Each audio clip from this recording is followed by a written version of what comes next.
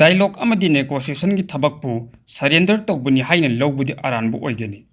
Yekna balibak ki maphamda Iran na kaidongai da koknon bagi thabak tawroi haina Iran ki President Masoud Pezeshkian phongdokare. Wafam masi US amadi Iran ki marakta tholiba conflict asibu wari sanaduna yasinaba prutnabagi pandamda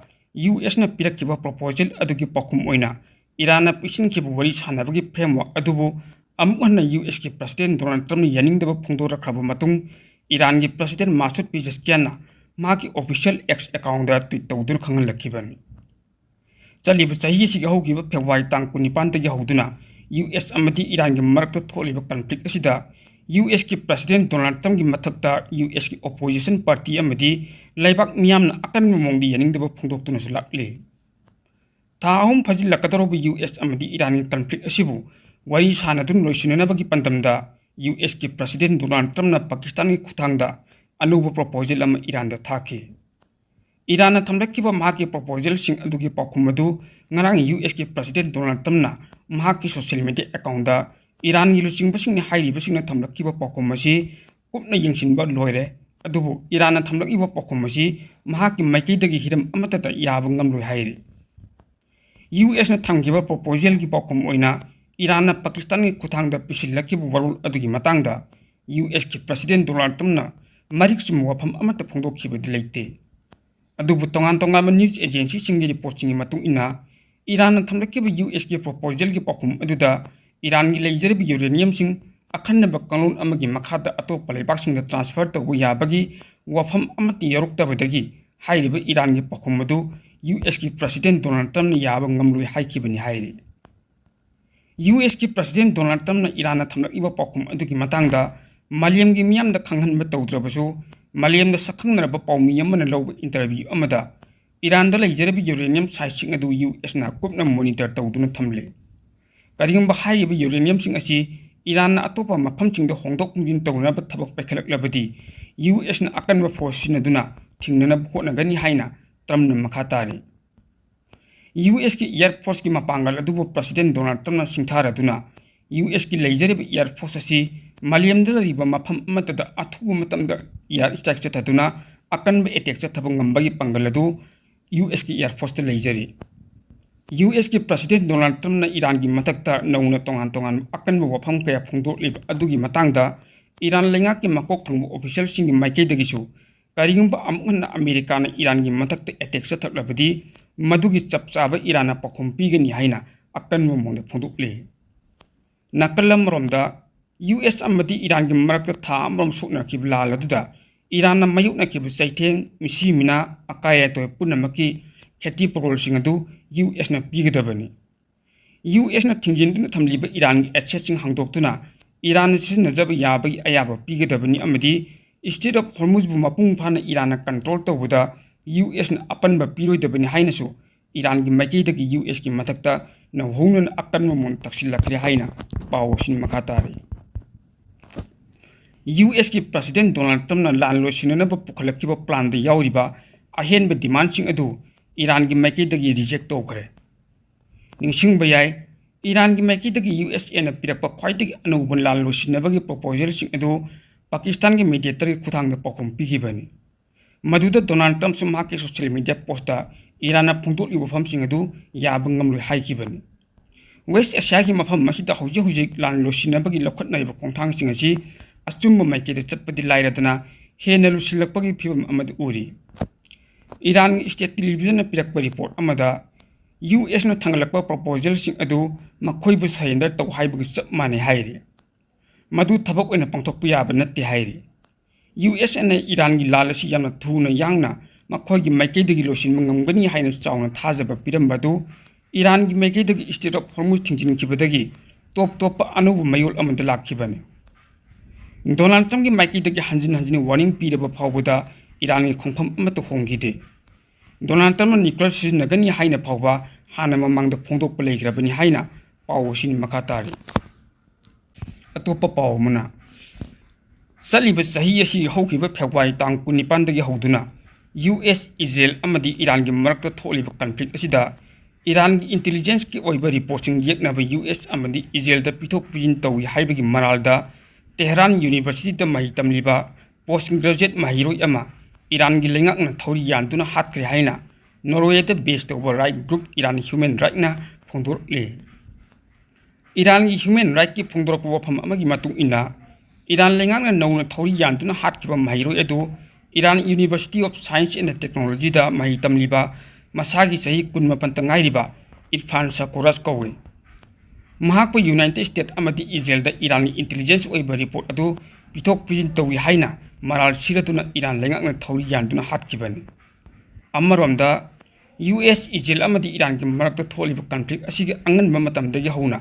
hojik phawbada atopa leibak singda intelligence ki oiba report pitok pijin tawi haiba gi maral da Iran lengak na punna miyoi manga thori yan tuna hat pasu leikre masida natana chaliba sahi asigi February thada masing yamlaba protester singna saruk yadun Iran lengak mathakta sangsin ki ba khongjang aduda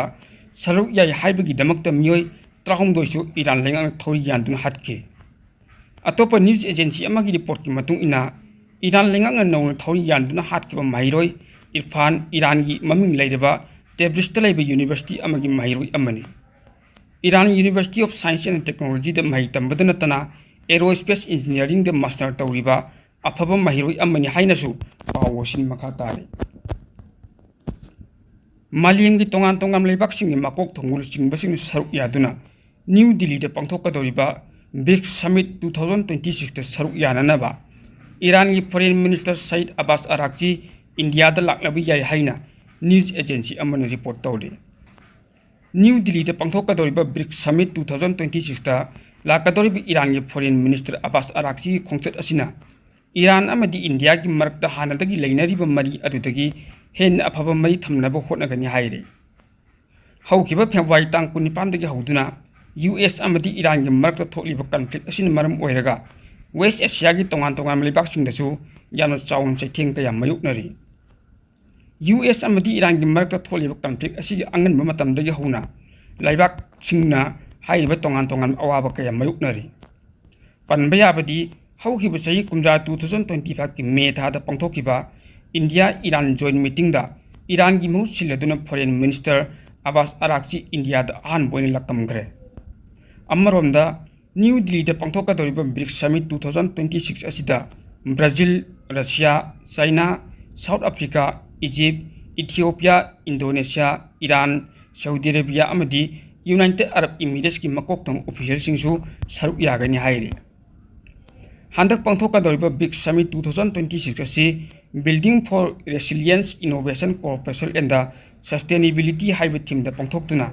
BRICS ki member oiriba tongan leibak singi marakta amatta oina chatminaduna economic growth amadi regional stability da maru oina khannagani Amaromda US amadi Iran ki marakta tholi conflict asida US ki air base thammi haiba gi maralda Iran na United Arab Emirates na chingba tongan Gulf leibak singda missile amadi drone bombing attack tawdun lakhibane Iran chatakhiba thong adu ba hairiba tongan Gulf leibak singna akanba mongdi yaningdaba phongdokpa loinana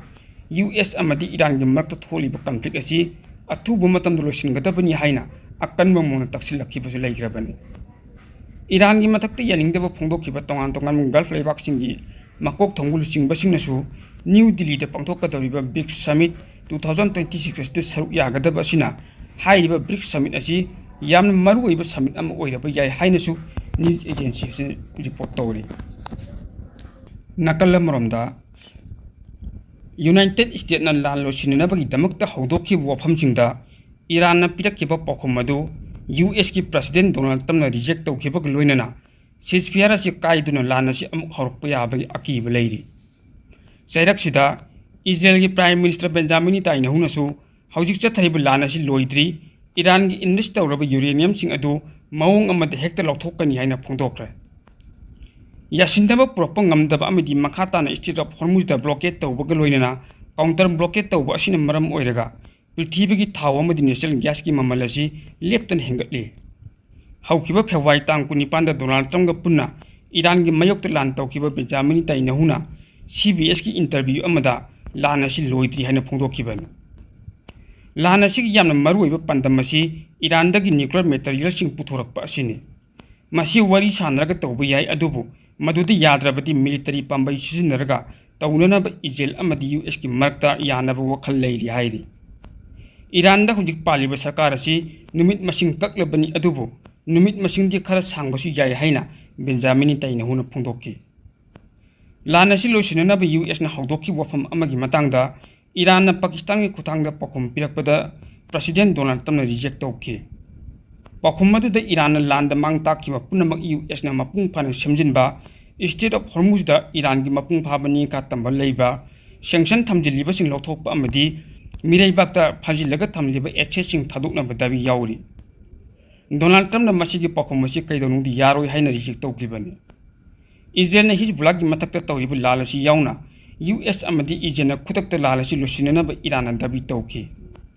अखोइना Qayyum खरा पेबिनबा दाबी तौबु नत्ते अखोइगी दाबी असि Iran की आइन याबा हक ngakतनी हाइना इरान की foreign ministry spokesperson Ismail बागेना फोंदोकी हाइरिबा दाबी सिंग असि पिरबदी इरान की थक वांग इंडस्ट्री तौरबा यूरेनियम सिंग अदु स्टॉक अदु सरुक खरा डाइल्यूट तौगे नत्रगा लेमहौरिबा अदुना अहुम सुब लेबाक अमदा ट्रांसफर तौगे हाइनासु इरान हौतोकले रशियन प्रेसिडेंट व्लादिमीर पुतिनसु इरान यूरेनियम असि लौसिनबि हाइना फोंदोकपसु लेखि हाइना पावसिन मखा तारि इजराइल लनमिसिंग मरक्तगी अम्मा लेबानन लोनब बॉर्डर मनाक्ता कापनबदु सीखे हाइना इजराइल की मिलिटरीना फोंदोकरे मार्च थादा हिजबुल्लाह लान तौनकिबु मतमदगी हौना इजराइल की लनमि सीखिबा 19 सूर्य हाइरि सर्जेंट मेजर अलेक्जेंडर गोबिन सही 93 इजराइल लेबानन बॉर्डर मनाक्ता लान सुकनबदा थवाई थाखरि हाइना मिलिटरीना फोंदोकि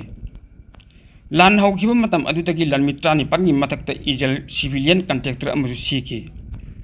कापनब लेपनब पंदमदा इजराइल अमदी लेबानन की मरक्ता सिसफियर अमा एप्रिल तंग 30 तगी लेखिबा अदु साउथ लेबानन दा इजराइल अमदी इरान सगतपा खुलाई पाइबा तोंगान तोंगान बसिंगना अकनब एटेक कया चथनब लेपते US इजराइल की स्ट्राइकिंग दा इरान की सुप्रीम लीडर हाटकिबगी लमन खुमनबा हिजबुल्लाह मार्च की तंग अनि दा इजराइल तमरो केसिंग कापसिनदुना लेबानन बु मिडल इस्लांदी सिंसिनके इजराइल नौथक अमदी कंफाल अनिमक्ता लेबानन दा एटेक तौकी Lebanon ngomkhai awang thangbada kilometer 10 rom sangba Israel लाउथोकपा येलो लाइन अमगी मनिंगदा इजराइल की लनमिसिंग ऑपरेट तौरी हाइना पावसिन मखातानि अतोपा पावमना यूरोपियन यूनियन की फॉरेन मिनिस्टर सिंगना ngasi yanaba पुरखिबा अमदा पैलेस्टाइन की वेस्ट बैंक दा लैरिबा इजराइल की सेटलर सिंग की मतकता अनौबा अथिंगबा थमग्रे यूरोपियन यूनियन की अनौबा वरेप असि हंगेरी दा अनौबा लेंगा अम लाखिबदगी अमुक हेना कोमना लौबा यारक्तबनी हाइरि यूरेनियम यूनियन की मैकेदगी वेस्ट बैंक दा इजराइल मचासिंगना हिंसा अमदी मखोगी लम कोपसिनबगी थबक हेंजिलकपदगी अनौबा खुंथांगसु लाखिबनी हाइना French foreign minister Jean Noel बोरोना फोंदोकी इजराइल की सेटलर सिंगना वेस्ट बैंक दा चथरिबा थबक थोरमसिंग अदु यामना काहेनबा अमदी मिचम सिंगना मयुकनबदा अवाबा अमा मयुकनरी यूरोपियन यूनियन लखटकिबा खोंथांग अदु हाना ममांगदा हंगेरी दा नेशनलिस्ट लुचिंगबा अमदी इजराइल की एलायम ओइरंबा प्राइम मिनिस्टर विक्टर ओरबान अमदी मदुगी मिखलदा माइथिखिबा पीटर गेवारना अनुभव प्राइम मिनिस्टर ओइरकपदगिना हाइरि यूरोपियन यूनियन की माइकेदगी वेस्ट बैंक की सेटलर नत्रगा ऑर्गेनाइजेशन तरेट ब्लैक लिस्ट तौगदौरिबनी यूनियन असिनसु पैलेस्टाइन की मिलिटरी ग्रुप हमास की महूत अदुगी मथक्तसु अथिंगबा थंबगी वफम यानकी इजराइल की सेटलर सिंगना लौसिनदुन लैरिबा वेस्ट बैंक की मफम अयामबदा नोंगमता कांगदन हिंसा की थबक कया थोकली चाही असिगी थवाई तांग 19 दा USA अमदी इजराइलना इरान की मथक्ता चथकिबा लाल अदुदगी हौदुना वेस्ट बैंक की मफम सिंग अदुदा असियना याव एटेक कया इजराइल सेटलर सिंग अदुना चथरखिबनी हाइरि हाइरि वफम सिंग असि पैलेस्टाइन की ऑफिशियल सिंग अमदी यूनाइटेड नेशंस की माइकेदगी मंगजौनना फोंदोकपसु लेखिबनी हाइना पावसिन मखातानि मियामदा खंगनजबा अमा इपेक टीवी न्यूज चैनल असिदा तोवान तोवानबा हिरमसिंगी मतांगदा एडवर्टाइज तौबिनिंगबा मियोइसिंगी ओइना यामना चाउना ऑफर पिजरी मरम अदुना एडवर्टाइज तौबिनिंगबा मियोइसिंगना ऑफर असिगी खुदोंचाबा लौबियु हिरम असिगी मतांगदा अपाम्बा मियोइसिंगना मोबाइल नंबर 9366127201 दा कॉल तौबिरक्लगा खुदोंचाबा असि लौबियु हाइना इपेक टीवी न्यूज की माइकैदगी मियामदा अपील तौजरी।